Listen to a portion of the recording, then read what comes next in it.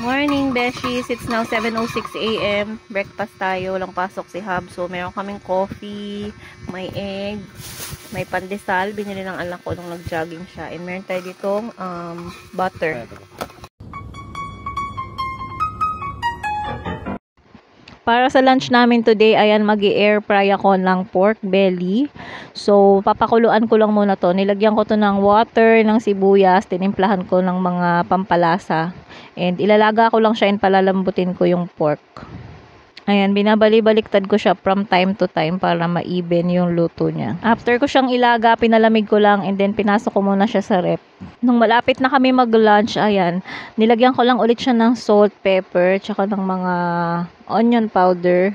And then, tsaka ko siya ilalagay sa air fryer. In-air fry ko siya ng 15 minutes each side. Or nag-add pa yata ako ng few minutes para maging crispy talaga siya dito sa ibabaw.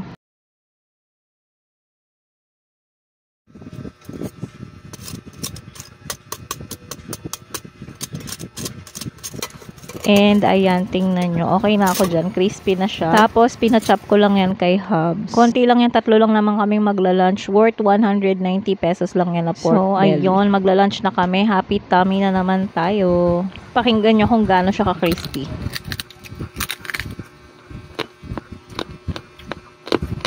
Hi, beshies. It's now 3:36 p.m. Kita ba?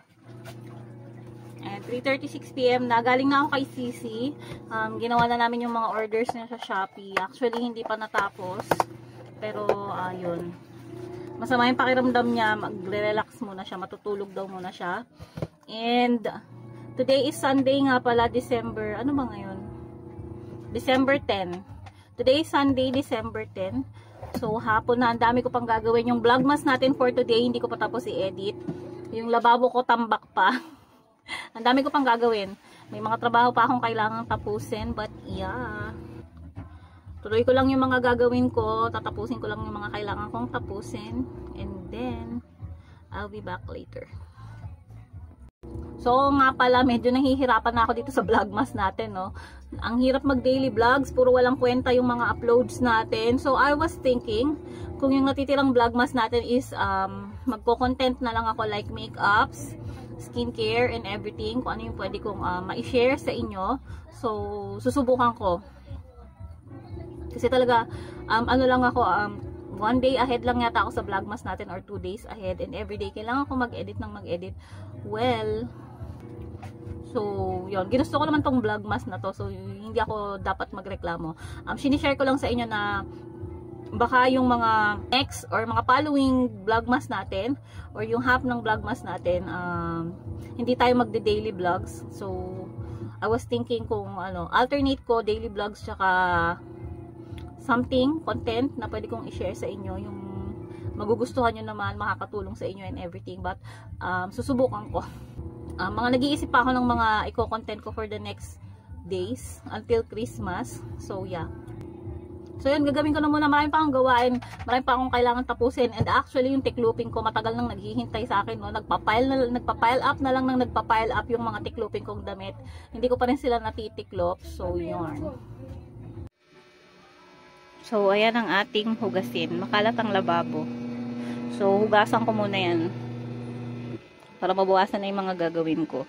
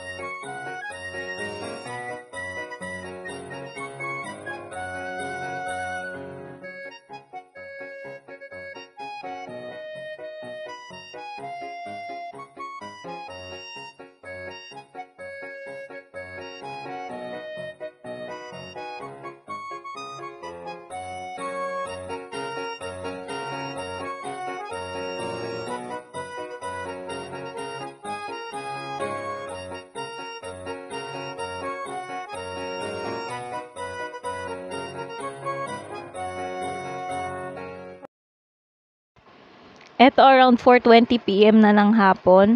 Ayan, nagsasnack lang ako and nag-edit ako ng ating vlogmas. Everyday ako nag-upload para sa ating vlogmas. So, everyday din ako nag-edit. So, i-close ko na muna yung vlog natin for today. See you again tomorrow on our next vlog. Thank you so much for watching, everyone. And don't forget to love yourself. Bye!